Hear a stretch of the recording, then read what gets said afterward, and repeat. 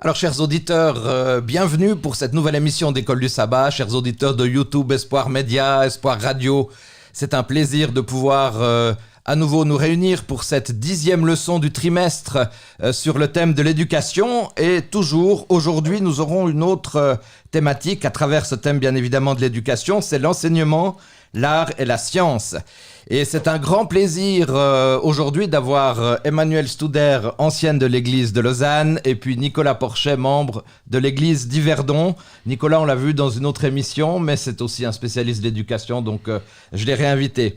Alors, peut-être que vous les connaissez déjà, mais quand même, pour ceux qui n'ont pas suivi peut-être les dernières émissions ou bien ce qui se passe dans les différentes églises, je vais quand même leur demander de se présenter brièvement, puis peut-être de dire aussi qu'est-ce qui passionne vraiment le plus dans l'étude de l'école du sabbat. Emmanuelle. Alors, comme tu l'as dit, je suis ancien à Lausanne et aussi responsable de l'école du sabbat des jeunes et des enfants. Et donc l'éducation, effectivement, c'est quelque chose qui m'importe beaucoup. Et dans le privé, je suis responsable d'une association à but non lucratif qui s'occupe de personnes séropositives.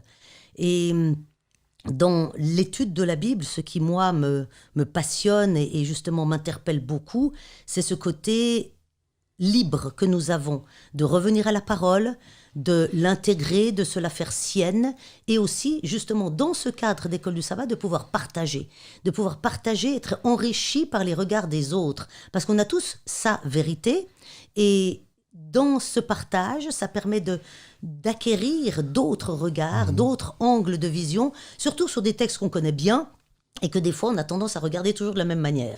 Et grâce à ce partage, et à l'écoute de l'autre, parfois, ça nous permet de nous remettre en question et de revoir le texte autrement et de se l'approprier par rapport à son vécu du jour. Moi, j'aime bien cette idée d'ouverture, effectivement, pas rester figé sur des choses de préconçues. Est-ce que tu veux nous dire un petit mot par rapport à une dernière expérience que tu as pu vivre dans le cadre de ton association ? C'est quand même une association très importante aussi par rapport à la relation humaine. Alors tout à fait, c'est un centre communautaire de jour et qui justement accueille une population extrêmement précarisée et très très seule, très isolée. Et surtout qui subit quand même un regard toujours très très figé par rapport à la maladie. Et le problème actuel que tout le monde vit, mais qui chez nous est peut-être encore un peu plus lourd pour les bénéficiaires, c'est que nous avons dû fermer tout l'aspect communautaire. Nous ne gardons que l'aspect purement social d'aide au quotidien avec des distributions alimentaires, etc. Mais ce côté du manque de partage, du manque de relations, du manque de rencontres est quelque chose de très difficile pour nos bénéficiaires actuellement. Ça, je pense, c'est un contexte vraiment compliqué. Nicolas ? Dominique, tu l'as dit, hein, je suis membre d'élite, je t'écoute tous les sabbats. Hein. Oh, bon, c'est pénible. Hein. Pas de problème. Non, moi, je suis marié, j'ai eu 3 enfants, je suis grand-père de 3 petits-enfants, et puis je suis chef d'entreprise, donc voilà, ça c'est mon parcours. Tu as posé cette question sur le principe de l'école du sabbat, qu'est-ce qui me fascine au niveau de l'école du sabbat, c'est ce privilège qu'on a à partager l'étude, les textes, ensemble, avec nos frères et sœurs. Je pense que je l'ai déjà dit, je regrette des fois que ça soit un monologue, qu'on a un dictat surtout à Yverdon où on n'a qu'une classe unique, qu'on a un peu un dictat d'un moniteur qui va faire sa prêche. Et je trouve qu'on devrait réfléchir beaucoup plus à pouvoir mettre du temps pour que les gens partagent beaucoup plus. Tu veux nous dire un mot, puisque tu as été responsable d'une école aux États-Unis, on a le thème de l'éducation. Tu veux nous donner une petite expérience de ce que tu as vécu là, rapidement ? Alors oui, moi j'ai fait 5 ans de direction d'une école au sud du Texas, près de la frontière mexicaine, une école de à peu près 250 élèves. On avait des dortoirs, donc des filles et garçons, donc ça venait un peu de toute la région du Texas. Hein. Et puis, ce que j'ai beaucoup apprécié et beaucoup été impressionné, en fait, c'est quand ces jeunes venaient à l'âge de 14, 15 ans, 16 ans pour faire un bac, il y avait des gens qui étaient transformés par l'encadrement, sortir ces gens de certaines fois le ghetto de ces grandes villes américaines.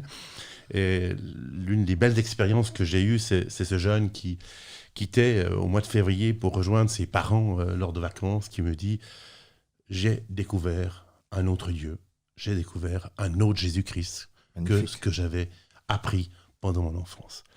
Alors là, c'est impressionnant. Hein. Ouais, tout à fait. Alors Emmanuel, puisqu'on parle aujourd'hui du thème de l'art et de la science, est-ce qu'aujourd'hui on peut combiner les découvertes scientifiques avec la foi en Dieu? Parce que des fois on a l'impression qu'on aimerait un peu les séparer, mais est-ce qu'on pourrait harmoniser ces deux éléments? Alors, je ne suis de loin pas scientifique, donc je me prononce uniquement comme n'importe qui lit et qui s'intéresse. Donc, je lis, oui, des revues scientifiques, je lis aussi plein de choses on a la chance d'avoir aussi un accès à la formation extraordinaire de nos jours. Moi, ce qui me frappe, en effet, quand on lit avec un regard chrétien, justement, des articles scientifiques, ce sont les découvertes du tout petit. Soit au niveau de la nature, des petites fourmis, des petits insectes, des choses encore plus petites, mais surtout le plus petit dans l'être humain. Et moi, ce qui m'impressionne, c'est que dernièrement, j'ai lu un article justement sur le fonctionnement de l'œil, et je me dis, mais c'est juste extraordinaire. On a beau avoir créé des caméras, on a beau avoir créé des ordinateurs, bien pensants aussi, l'être humain est quelque chose de hors norme. Et pour moi, ça ne peut que me ramener à la conclusion et surtout à la certitude profonde que tout cela ne peut être le fruit du hasard, mais ne peut être que le fruit d'un désir réel, d'une construction réelle, d'un projet longuement médité et mis ensuite en œuvre par un créateur. Donc, à contrario, pour moi, la science me rapproche encore plus et me confirme encore plus l'existence de Dieu. J'aime bien l'idée du projet que Dieu veut nous donner. Alors, c'est vrai qu'on avait le professeur Fleury, qui est décédé il n'y a pas longtemps maintenant, dans son livre « Genèse ou l'Antimite », il nous disait il y a le comment, mais il y a aussi le pourquoi. Alors, est-ce qu'on pourrait dire, Nicolas, tu serais d'accord aussi de dire, quand même, ce récit de la création ou de la science, c'est vraiment plutôt, on est plus dans le pourquoi que dans le comment. Alors, tout à fait. J'aimerais quand même préciser que la Bible n'est pas un livre scientifique. C'est un livre historique. Mais, comme Emmanuel le dit, quand on regarde juste, par exemple, la croissance d'un enfant dans le ventre de sa mère, alors elle a vécu ça plus que moi, hein, mais je trouve ça exceptionnel. Quand on met l'oreille, pour le mari, l'époux, l'oreille contre le ventre de sa femme et qu'on sent les palpitations, les coups de pied du ventre, c'est extraordinaire. Mais il y a tellement d'éléments dans la nature. Je veux dire, j'étais au sommet de la Dôle il y a 5 jours, et il y avait la mer de brouillard, et on était en face du Mont Blanc et des Alpes. C'est juste extraordinaire. Et je disais à mon collaborateur, je disais, regarde la beauté de la création de Dieu. Ça nous inspire. Et ça nous met à discuter sur la beauté du paysage. Pourtant, il y a 7000 ans de péché. Ça devrait être de plus en plus moche, mais à nos yeux, c'est toujours aussi beau. Nicolas, qui es-tu pour Dieu? Je suis son fils. Son fils, voilà. D'accord. Son enfant. Son enfant. Là, tu reprends tout ce qui est dans l'évangile de Jean. Toi, Emmanuel, qui es-tu pour Dieu? Moi, je suis son désir de vis-à-vis. Dieu créa l'homme, mâle et femelle, à son image, et il avait ce désir de nous avoir comme vis-à-vis.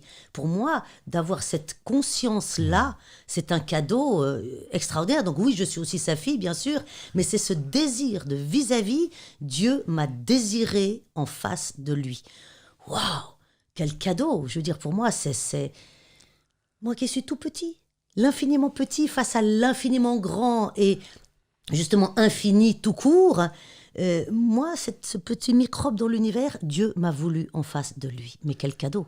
Et dans la parole, il est dit que lorsqu'il reviendra, on le verra tel qu'il est. Et c'est vrai que ça, c'est quand même quelque chose d'exceptionnel. Mais encore un supplément, c'est lui qui est à l'initiative. Oui, bien sûr. C'est lui qui nous crée. Oui. C'est ça. À son image. Alors, qu'est-ce que ça veut dire? On pourra en discuter longtemps. Oui, bien sûr. Et Jésus est le co-créateur, ça c'est aussi fabuleux, parce qu'on se voit que... Alors Voltaire disait « Je ne peux pas penser une horloge sans horloger ». Einstein s'interrogeait « Il doit y avoir un Dieu pour créer le début de l'univers ». Bon, après, je suis peut-être pas complètement d'accord avec la suite de la phrase, mais il dit ensuite « Avait-il le choix ?» Mais effectivement, il y a cette réalité. J'aimerais vous donner quelques pensées contemporaines de personnes. On leur a posé la question aussi « Qui es-tu pour Dieu ?» Alors voilà quelques idées. Alors une personne disait, Bertha, 68 ans, une personne qui le cherche sans avoir trouvé de réponse. Une autre son bien-aimé, une autre une surprise, une autre une création désobéissante qui a du mal à faire sa volonté. Et puis voilà, il y aura encore d'autres idées, mais je vais m'arrêter là. Un enfant bien aimé, vous l'avez dit les deux, hein, c'est intéressant. Un enfant bien aimé qu'il guide et protège toujours avec tendresse. Voilà quelques idées intéressantes. Alors, Emmanuel, qu'est-ce que peut-être la définition de la beauté au niveau spirituel? La vraie beauté, l'émerveillement, on pourrait dire, pour aller un peu plus au niveau spirituel. Alors Olivier parlait de la vue des montagnes et pardon Nicolas, de ce que l'on peut voir dans la nature. Et pour moi, l'automne est déjà une partie de réponse à cette question. C'est que l'automne est un cycle avec des couleurs juste extraordinaires. Et pour moi, l'appréhension de la parole, c'est ça. C'est que dans notre vie, on a des fois des feuilles mortes, on a des fois des branches toutes sèches. Et puis, régulièrement, on a des feuilles vertes qui reviennent et des petites fleurs. Et puis, c'est un peu un cycle.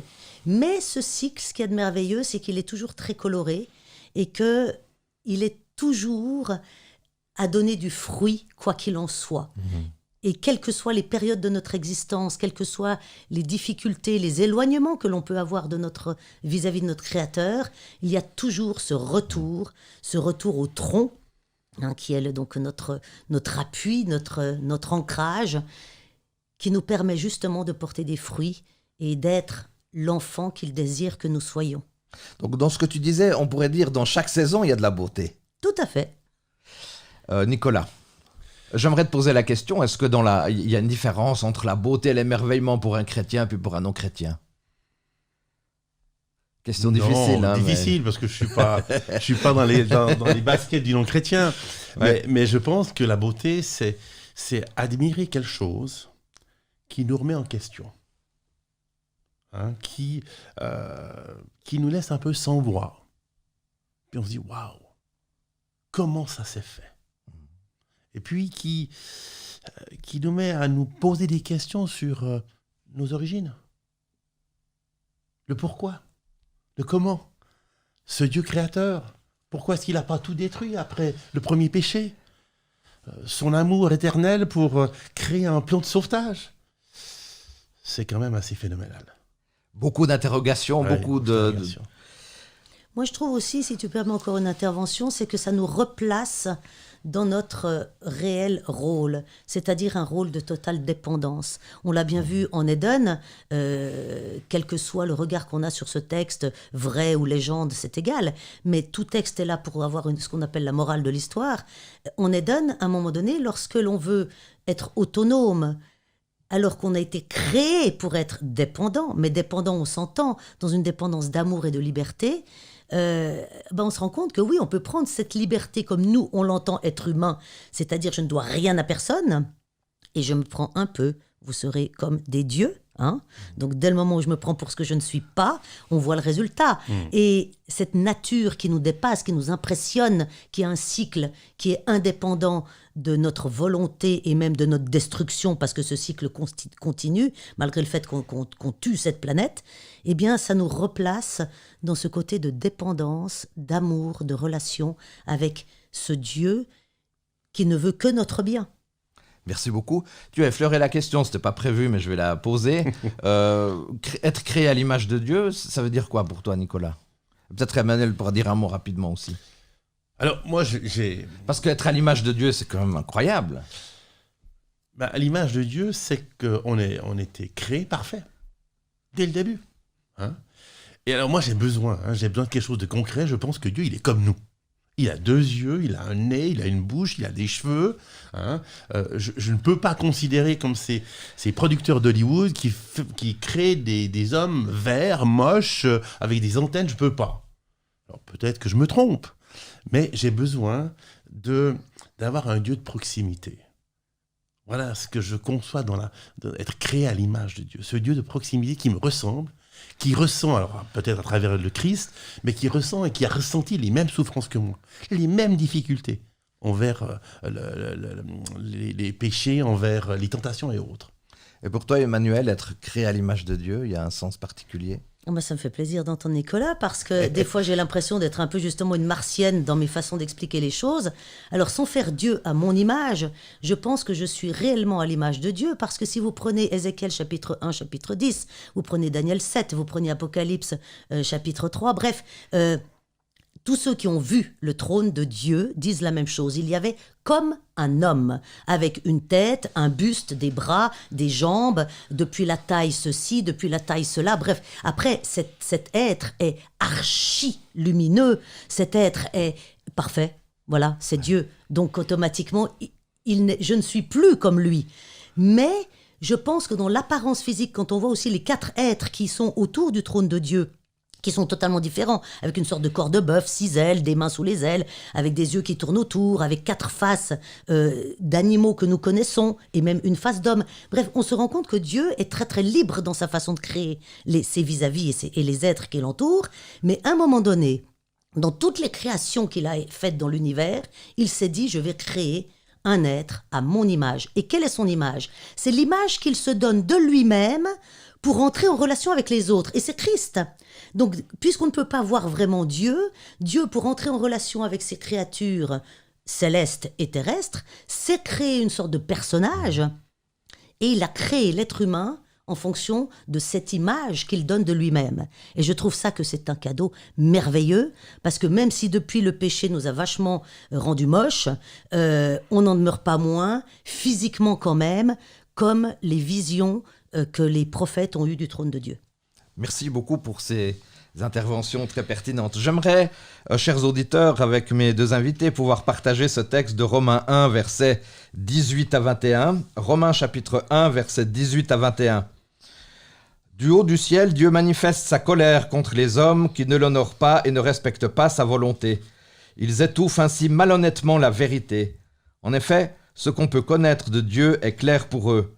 Dieu lui-même le leur ayant fait connaître, car depuis la création du monde, les perfections invisibles de Dieu, sa puissance éternelle, sa divinité, se voient dans ses œuvres quand on y réfléchit. Ils n'ont donc aucune excuse, car alors qu'ils connaissent Dieu, ils ont refusé de lui rendre honneur que l'on doit à Dieu et de lui exprimer leur reconnaissance. Ils se sont égarés dans des raisonnements absurdes et leur pensée dépourvue d'intelligence s'est trouvée obscurcie. Alors un texte intéressant, bien sûr, au verset 18, on constate que Dieu est en colère contre les humains qui ne l'honorent pas, ne respectent pas sa volonté, ils étouffent malhonnêtement la vérité. La colère, c'est un thème important de l'épître, avec principalement, il faut le dire, l'indignation du mal. Alors Emmanuel, est-ce que c'est quelquefois aussi salutaire et important d'être en colère de temps en temps, non? On n'est pas forcément choqué de la colère de Dieu. Ah oui, moi je suis outré de la colère de Dieu. D'accord. Je pense que la colère de Dieu n'existe pas, que c'est une vision de l'esprit. Je pense que la Bible n'a pas été écrite sous dictée, mais sous inspiration, et qu'il faut toujours remettre les contextes en fonction de leur époque. Et que les auteurs ont toujours écrit avec leur propre vocabulaire, leur connaissance, etc., etc. Et c'est pour ça qu'on attribue, malheureusement, on a trop fait Dieu à notre image, alors que c'est le contraire que le texte dit, et que nous attribuons à Dieu des caractéristiques qui nous sont vraiment propres depuis le péché. Et moi, je n'arrive pas à concevoir un Dieu d'amour qui soit en colère. Alors on dira, oui, mais nous, parents, mais moi, je ne suis pas parfaite. C'est pas parce que je suis un parent aimant que, quand je me mets en colère, parce que je suis un parent aimant, ça justifie ma colère. Donc pour moi, la colère de Dieu, c'est autre chose. C'est que l'être humain ne sait pas comment exprimer cette chose-là. Et je prendrai l'exemple du soleil. Si je me prends pour un Dieu, je me prends pour le soleil, et qu'à un moment donné, je me rapproche trop du soleil, parce que comme je me prends pour le soleil, il n'y a pas de raison que je me mette à sa hauteur et à son égalité, à un moment donné, je me brûle les ailes. Par contre, si je me prends pour la Terre, et que je reste dans mon orbite, humblement, eh bien le soleil m'éclaire et me fait vivre. Donc c'est un petit peu cette différence. C'est que pour moi, la colère de Dieu, c'est que lorsque j'ai décidé de lui tourner le dos et que j'ai décidé de répondre à cette petite voix de la Genèse, vous serez comme des dieux, eh bien à un moment donné, je me brûle les ailes tout seul. Et c'est ça, pour moi, la colère de Dieu. Et que c'est dur à exprimer pour des êtres humains certaines choses. Mais personnellement, je refuse un Dieu en colère. Parce que ça ne rentre pas dans ma définition que Dieu est amour. Donc t'es pas pour une saine colère et de se dire dans le fond, Dieu il a le droit de temps en temps aussi de... Alors la colère, piquer c'est une pas colère. bien, alors du coup on dit une sainte colère, parce que c'est pas bien, alors du coup on la rend sainte. Je trouve ça absurde. D'accord, très bien. Nicolas, t'as la même idée? Un petit peu. Hein.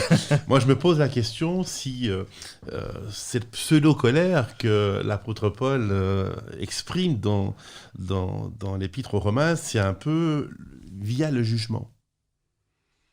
Alors, je ne sais pas comment définir ça, mais on sait qu'on aura un jugement et qu'un jour, on devra rendre des comptes. Et c'est un petit peu cette question-là, parce que je crois que c'est vrai que la colère est négative pour l'être humain. Si on prenait notre pression alors qu'on s'énerve, on verrait la pression monter à 180 ou les pulsations cardiaques. Alors que je ne vois pas un Dieu qui il est en colère contre le péché, oui, mais pas contre l'homme. Et je crois que c'est ça qui est important. Il est irrité peut-être, ou je ne sais pas comment dire cela, mais il lutte contre le péché. Et quand l'homme retombe dans le péché alors qu'il essaie de nous guider, là, on a un problème. Et on voit ça avec le peuple d'Israël déjà. Mhm.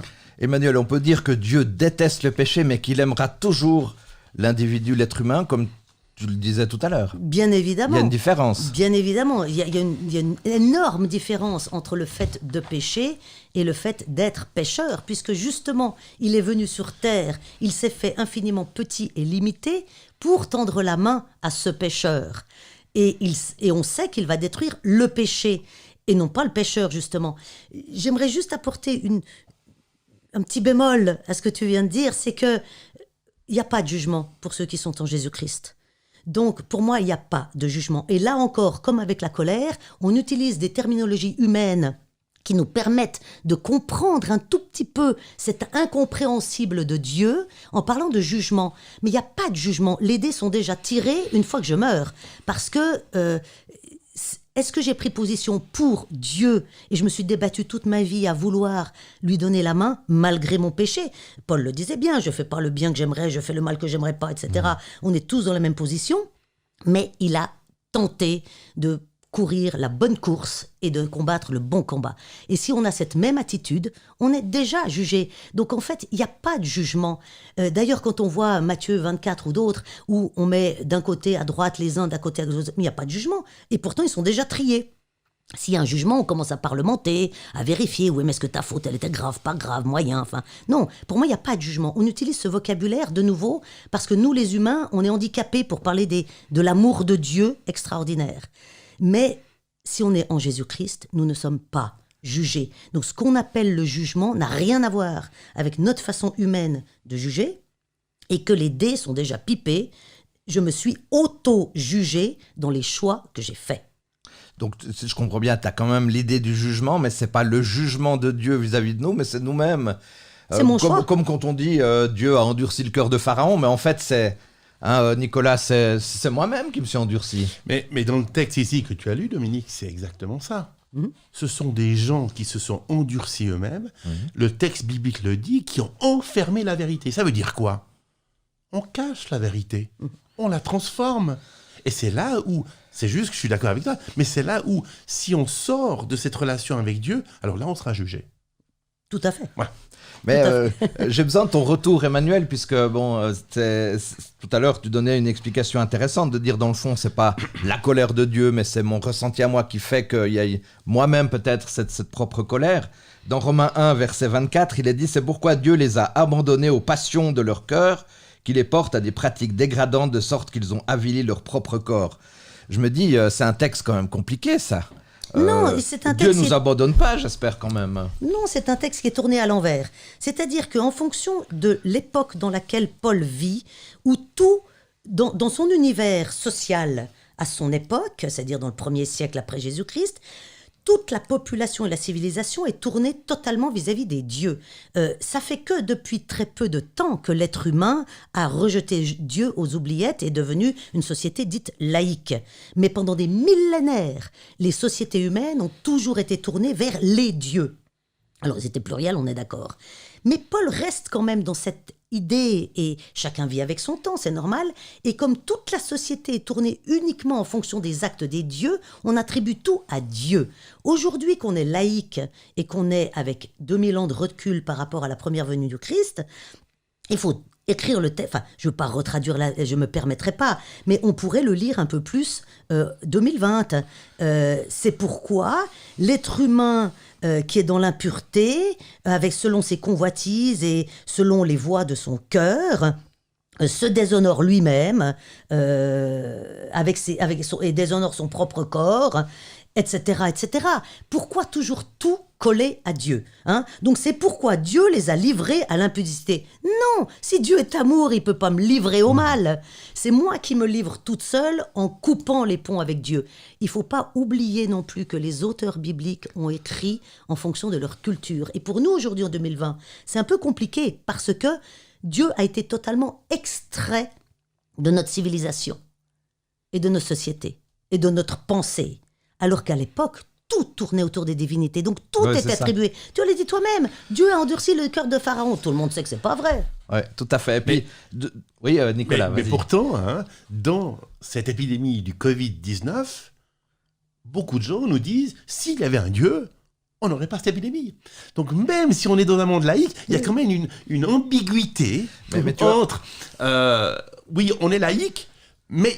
il y a quand même quelque chose là-haut, et puis si on est dans la mistourne, c'est à cause de lui. Si je peux me permettre, il y a une totale ambivalence là-dessus, puisque sur le débat public, par rapport à la laïcité, on aimerait mettre Dieu à l'écart. On est d'accord avec ça. Bien sûr. C'est surtout la laïcité qui prime, etc. Le culte, ça doit être du domaine privé et tout ça. Mais dès qu'il y a un problème, tout d'un coup, ce Dieu, il ressurgit.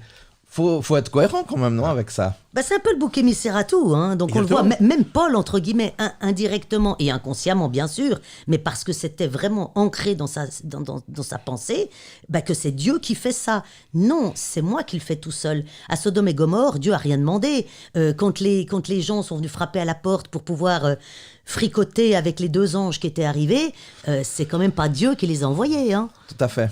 Alors, au verset 23, justement, on a évoqué tout à l'heure cette idée qu'effectivement, c'est un texte qui était écrit aussi pour les personnes qui l'entendaient sur le moment. Verset 23, donc Romains 1, verset 23, « Ainsi, au lieu d'adorer le Dieu immortel et glorieux, ils adorent les idoles, les images d'hommes mortels, d'oiseaux, de quadrupèdes et de reptiles. » Là, on voit que les humains sont esclaves de leur rébellion. Dans ces versets, on parle de reptiles, sûrement allusion d'ailleurs aux cultes idolâtres égyptiens orientaux. Rapidement, est-ce qu'aujourd'hui on peut dire qu'il y a des idoles modernes ? Alors je pense qu'il y a des idoles modernes, mais c'est pas évident de croire en Dieu. On l'a jamais vu. On est plutôt dans un monde de concret. On touche cette table, on touche ce micro, on te touche. Je veux dire, c'est quand même difficile de dire il y a un Dieu en haut, on l'a jamais vu. En plus, c'est assez exceptionnel. Il a pas de commencement. Il n'a pas de fin, il est omniprésent, il est partout en même temps. Je veux dire, c'est pas évident. Et je peux comprendre pourquoi, certaines fois, on doit se rattacher. Certaines personnes ont besoin de se rattacher à quelque chose de concret. Bon, ça, on l'a vu avec le veau d'or, mais... Et bien sûr. Un commentaire là-dessus, Emmanuel, c'est pas évident d'avoir ce Dieu où on ne peut pas toucher quelque chose de concret, un objet. Alors, il est vrai qu'on est dans une société toujours plus matérialiste à tous les niveaux, qui nous donne d'autres dieux, comme par exemple les groupes de K-pop, comme certaines chanteuses américaines qui ont des fans, mais qui les déifient. C'est assez impressionnant de voir des mouvements de masse comme ça, qui peuvent déifier des chanteurs, des acteurs et des personnalités, parce que justement, ils ont besoin de quelque chose auquel se raccrocher. Toutes les publicités qu'on a sont totalement matérialistes et dans le tout de suite. Or, Dieu est dans la relation.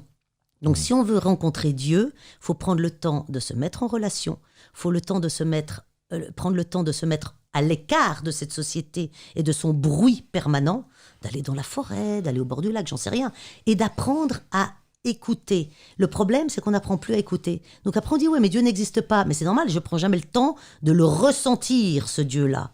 Et si je ne prends pas le temps de créer une relation avec lui, il est clair que ça ne va pas le faire. Et dans notre société, on nous apprend à tout, sauf à créer des relations. Et puis, dans ce que tu dis, peut-être que nous, on a de la peine dans nos églises, Nicolas, à être plus dans le silence, non ? bien C'est sûr. dans le silence qu'on découvre plus de choses. Moi, je me rappelle d'une expérience. Mon frère gardait des vaches dans la vallée Rossinière et il s'était blessé. Il a dû descendre à l'hôpital et mon père me dit, écoute, tu vas aller garder les vaches tout seul dans cette ferme, tu vas les surveiller. Et j'étais perturbé. Il n'y avait pas de radio, il n'y avait pas de télévision, il n'y avait rien. Il n'y avait pas de Natel à l'époque, donc je ne pouvais même pas jouer avec mon Natel. Mais je trouvais ça profondément effrayant. Pas de bruit, rien, juste le son des cloches. Et je pense qu'on a peur du silence. Ouais. On a peur du silence. De nous remettre en face du miroir et de dire « Hey, où est-ce que j'en suis? Quelle est ma propre rétrospection sur moi-même ?» Et moi, je trouve que ça serait idéal. Mais je pense que le silence, on a créé du bruit pour que les gens ne pensent plus. Alors il faut écouter David pour être dans le silence. Moi j'aimerais juste évoquer avec vous, on va le commenter rapidement, c'est Psaume 8, versets 4 et 5. « Quand je contemple le ciel, que tes doigts ont façonné, les étoiles et la lune, que tes mains ont disposées, je me dis, qu'est-ce que l'homme pour que tu en prennes soin? Et qu'est-ce qu'un être humain pour que tu t'intéresses à lui ?» C'est ce que tu disais au début. Je suis tellement petit par rapport à Dieu, mais là on a deux versets extraordinaires, non? Ça nous ramène en effet à qu'est-ce que je suis, mais la réponse, on l'a déjà donnée. Je suis désiré par Dieu à son image et son enfant. Et voilà pourquoi Dieu se rappelle de moi. J'aimerais juste lire Psaume 139, versets 13 à 15, qui nous dit « Tu m'as fait ce que je suis et tu m'as tissé dans le ventre de ma mère. Merci d'avoir fait de moi une créature aussi merveilleuse. Tu fais des merveilles et je le reconnais bien. Mon corps n'était pas caché à tes yeux, quand dans le secret je fus façonné et tissé, comme dans les profondeurs de la terre. » C'est un beau texte, Nicolas, n'est-ce pas? C'est brillant, il n'y a peut-être pas grand-chose à dire là-dessus, juste à contempler. Exactement, il n'y a pas grand-chose à dire. Enfin, je n'ai pas dit ça pour que tu... Non, mais... Alors, Dieu est un artiste. D'ailleurs, l'art est un moyen aussi d'entrer en contact avec Dieu. Moi, je trouve qu'il y a quelque chose de l'art. Par exemple, dans l'Arche de Noé, c'est du grand art avec 150 mètres de longueur, 25 mètres de largeur, 15 mètres de hauteur. Les expressions de l'art, c'est la grandeur de Dieu. Les sciences naturelles peuvent décrire à quel point la création est belle. La science et l'art sont des moyens par lesquels la grandeur de Dieu peut être exprimée. Alors, Emmanuel, est-ce que tu peux me dire un mot sur, par exemple, de parler d'une peinture ou d'une œuvre d'art qui t'a le plus impressionné par rapport à la grandeur de Dieu? La création de Michel-Ange. La Parce création de que Michel-Ange. je trouve que là, c'est un vrai artiste. Moi, je dessine comme un pied. Mon cerveau a des fois des très belles images. Je prends un crayon et ma main reporte un truc qui ressemble à rien. En tout cas, pas à l'image que j'ai dans ma tête. Donc, je suis très admiratif par rapport à ceux qui savent bien peindre. Et là, il a réussi à faire. Pourtant, j'aime pas tellement quand on dessine Dieu. J'aime pas une image de Dieu. Mais dans ce tableau avec ses deux doigts, enfin, c'est une peinture super connue, mais c'est ces deux index qui se rencontrent. Je trouve qu'il a réussi à faire passer quelque chose de très très fort. Et toi, Nicolas, tu as une œuvre, quelque chose? Alors, j'avais pensé à la même œuvre. Ah, bah bravo. D'abord, parce que moi, Vous je êtes l'ai inspiré? vu. Ah, probablement. Hein. D'abord, je trouve que c'est vraiment impressionnant parce que c'est dans le toit de la chapelle Sixtine à Rome. Et l'autre côté qui m'impressionne aussi, il crée, dans le destin de Michel-Ange, il crée l'homme, mais il y a une tête de femme juste à côté de Dieu. Et c'est impressionnant, c'est que ça sera la deuxième démarche. Hein, et Michel-Ange est en train de le transmettre. Le souffle de Dieu transmis à Adam par son index, mais la femme, elle n'est pas bien loin. Et on va la créer. J'ai trouvé ça merveilleux. Et plus, il y a encore les anges à côté. C'est exceptionnel. Moi, ce que j'entends de ce que vous m'avez dit, je trouve très intéressant, c'est qu'avoir une autre image de Dieu, une autre conception de ce Dieu, qui est un Dieu d'ouverture, de liberté, un Dieu qui nous pousse aussi à peut-être des fois être dans l'émerveillement, dans le silence, et pas tout le temps dans les grands discours et les grands dialogues. Et c'est vrai que là, on a ce Dieu d'amour. Emmanuel, comment est-ce qu'on pourrait montrer aux personnes qui nous entourent, comment est-ce qu'on peut, sans mots, puisque là, en vous entendant, j'aime bien parler d'émerveillement, de silence, de contemplation, comment est-ce qu'on pourrait, sans mots, montrer aux autres qui est Dieu? dans ce que l'on est. Si on est rempli de l'amour de Dieu, je pense qu'automatiquement ça transpire. Et quand on parle des fruits, qu'un bon arbre ne porte pas de mauvais fruits, etc., et qu'il y a des fruits, pour moi c'est ça, ces fruits. C'est qu'on n'a pas forcément besoin de parler, il suffit d'être qui on est, et qu'on transpire automatiquement auprès des gens que nous fréquentons quelque chose. Merci beaucoup. Est-ce que c'est ça, quand Jésus dit, il parle avec autorité, est-ce que c'est ça, cette réalité de la cohérence par rapport à ce qu'Emmanuel nous dit Alors oui, moi j'avais une autre vision aussi. Je me dis que cette création, elle peut pas être... tu parlais, Emmanuel, des cycles des saisons. Mais attends, c'est juste exceptionnel. Les feuilles meurent pour renaître plus tard. Et la beauté du verre, quand il sort... juste la feuille qui se déplie. Qui se déplie, c'est juste extraordinaire. Ouais. Et moi, je crois que dans la nature, on peut susciter de l'intérêt à Dieu. Alors bien sûr, il ne faut pas adorer la nature, mais susciter de l'intérêt en disant, attends, si ça se passe comme ça, regardez juste les étoiles, le fonctionnement des étoiles, la Terre qui tourne sur elle-même depuis des années. Ensuite, vous avez la Lune qui tourne autour de la Terre. C'est juste exceptionnel. Et il n'y a pas de dérèglement. Il n'y a pas tout d'un coup le Soleil qui se rapproche ou qui... Non, il y a toute une symétrie. Et c'est tellement complexe que même les scientifiques disent on en apprend tous les jours. Alors Emmanuel, il faut avoir beaucoup de foi pour être athée ? Oui, je suis con. Alors moi, quand j'ai des discussions avec les athées, en général, elles se concluent assez vite parce que je leur dis, écoutez, on va arrêter de parler tout de suite, nous avons la même foi. Puis ils me disent, non, justement, on n'a pas du tout la même foi, moi j'ai pas la foi. Je dis, si, c'est que vous avez la foi en quelque chose que vous ne pouvez pas me prouver. Moi, je ne peux pas vous prouver l'existence de Dieu. Je peux me la prouver à moi-même dans la relation que j'ai créée avec lui. Vous ne pouvez pas me prouver qu'il n'existe pas. Ouais, c'est ça. Donc, on est dans le domaine de la foi. C'est-à-dire croire à ce que je ne peux pas prouver et démontrer. Alors on est obligé malheureusement déjà de terminer, j'ai l'impression qu'on vient de commencer tellement ces discussions étaient passionnantes. Je finirai juste par une chose. Oui. Il y avait à l'EPFL le professeur Racine, prix Nobel de géologie, et à la fin d'un cycle, un des jeunes lui a dit « Vous êtes fils de pasteur baptiste, est-ce que vous croyez en Dieu ?» Il leur a tout de suite dit « Non, je suis athée ». Mais il a fini par une chose, il a dit « La science ne peut pas expliquer le souffle de la vie. » Alors je crois qu'il y a un être supérieur, mais je suis réfractaire à ce Dieu qu'on connaît dans la Bible. Même les scientifiques réfléchissent à cela en disant il y a une présence supérieure. Et si je peux me permettre, j'insisterai juste sur un point, on a parlé d'athéisme et tout, et moi je pense que des auteurs athées ne sont pas si athées que ça. Simplement il y a des auteurs athées qui disaient je ne peux pas concevoir ce Dieu que vous êtes en train de me montrer. Tu parlais tout à l'heure, ce Dieu de la colère, à un moment donné, c'est pénible d'entendre ça. Et je pense que la personne, elle est athée d'un certain Dieu qu'on a présenté, et peut-être qu'on a mal présenté aussi, il faut le dire, dans nos églises. Plutôt un Dieu qui juge alors qu'on a un Dieu d'amour. Alors, terminons avec cette phrase d'Ellen White qui nous dit dans son livre... vous voyez, j'ai dit dans son livre, mais je n'ai même pas pris la référence, désolé.